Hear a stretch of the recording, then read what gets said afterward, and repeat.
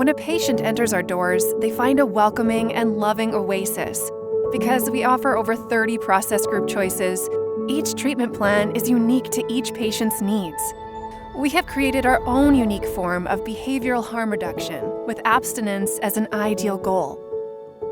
First, dealing with fundamental needs. Housing, food, transportation. All of this stuff is a lot of work sometimes that we got to get through before we can even have the kind of conversations that are like breakthroughs. Because those are the things that a human, that every living being has to have in order to have these higher order, abilities to address concerns.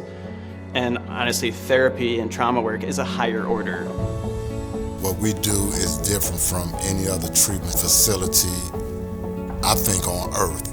The things that we offer here you don't find in other treatment facilities. We do have AA groups here, but also things like smart self-management recovery training, like RABT, life skill training, like logotherapy, which you treat the person in the context of their life, because as people become more rational and develop life skills, they tend to do their own harm reduction. Either they use less or they stop, because again, the purpose of making those addictive choices have been eliminated because they're fulfilled in a more positive, constructive, healthy way. I'm an internist by trade, and I also have my boards in addiction medicine. So I love that body-mind interconnection. I think the big difference in the way Above and Beyond does it and the way almost everybody else does it is that we are so much more willing to engage people in that liminal space, in that threshold. No patient is ever turned away. We do this all for free in one of the most artistic, comfortable, non-clinical settings on the planet. I've been in treatment all my life. Meetings all day, structured meetings. When I came to Above and Beyond, we had therapeutic meetings. We had acupuncture, we had harmony, hope, and healing. We had yoga. Who do yoga off crack cocaine?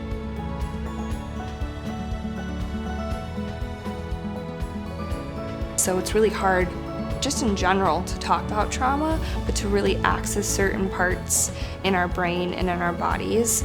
Words just don't do that. So art therapy is helpful in that way, that it helps people who don't know how to talk about those things or who are taught not to talk about those things, access it and process it without having to use words.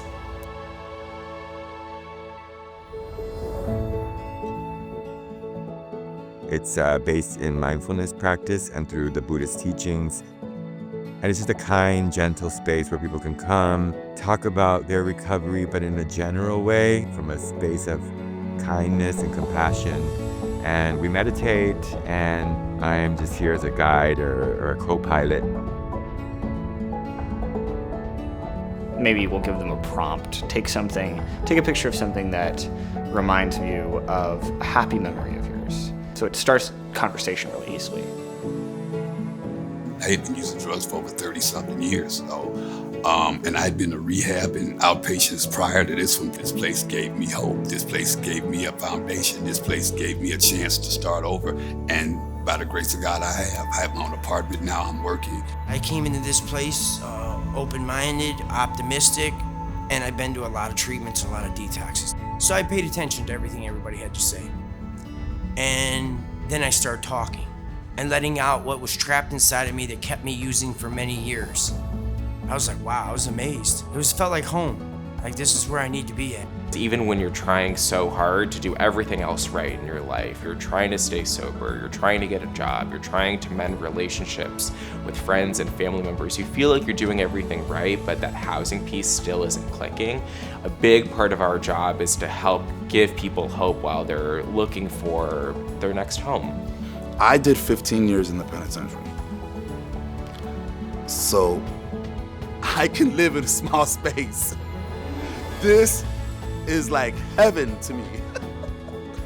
I sometimes think of the Housing and Employment Department almost as just the case management department, because we also help people sign up for benefits like food stamps, TANF, Social Security disability benefits as well.